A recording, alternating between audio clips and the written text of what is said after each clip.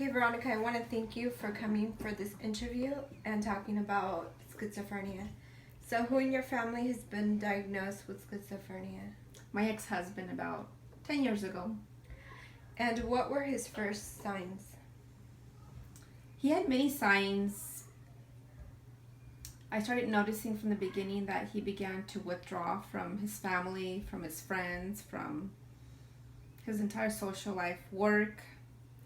He began roaming the streets naked or at times without a shirt. He would come home extremely late, or he would miss coming home for one day or the entire weekend. When he would come home, he'd arrive at the doorstep dehydrated with bloody lips. I would also find him at times in the backyard, hugging onto the cactuses and the dirt, rolling around.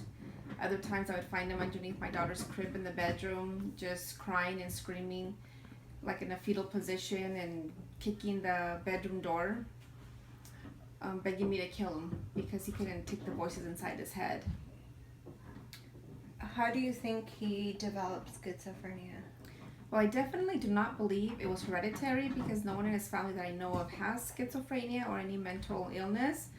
I believe it was actually drug induced, and it was confirmed by a psychiatrist many years ago. And how has your family been impacted by his diagnosis? Well, the schizophrenia has caused us a lot of pain, not only for my children, myself, and for my parents, my brother, and my sister.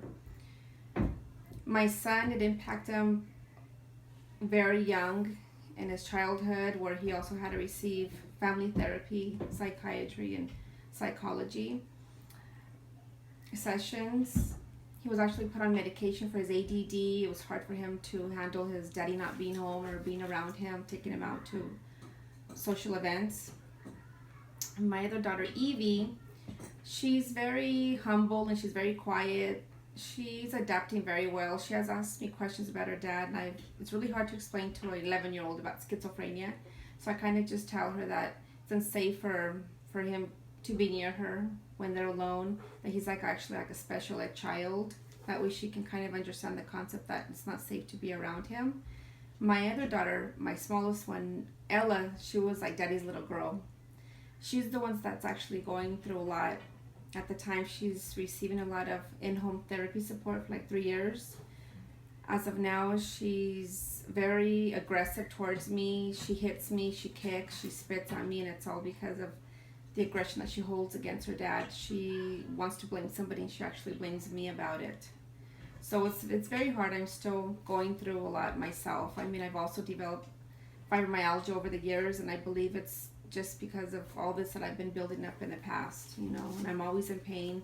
I am receiving therapy for myself, and as well as my daughters. They are actually like in a life skills mentoring camp. They'll be graduating this weekend from boot camp, and that has actually helped them in socializing a little bit better and trying to get their feelings out. That's good that you have found resources for them to kind of cope with this, so that's really good.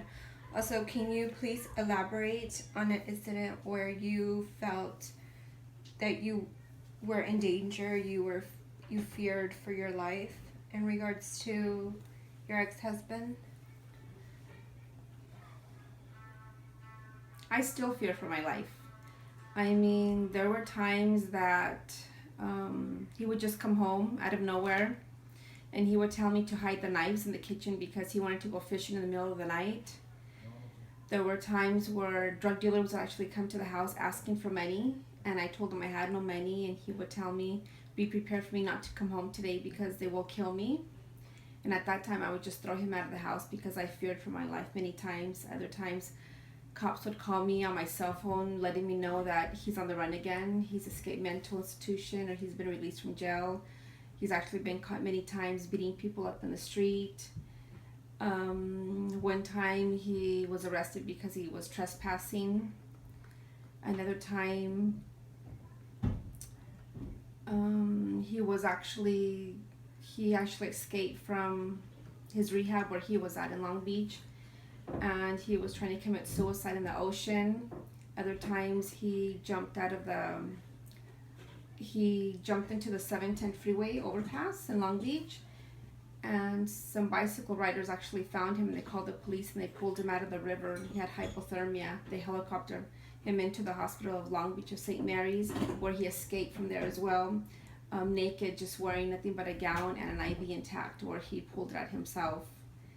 We're still going through a lot. I mean, we stay friends, but that's about it, because I still fear for my life, because if he's off his meds, he has called threatening me, and he is capable of doing anything to me, actually, and to the kids. So I really have to take care of myself and just kind of stay away from him for a while, because it's scary. I know, it's a very scary situation. Also, so where is he now?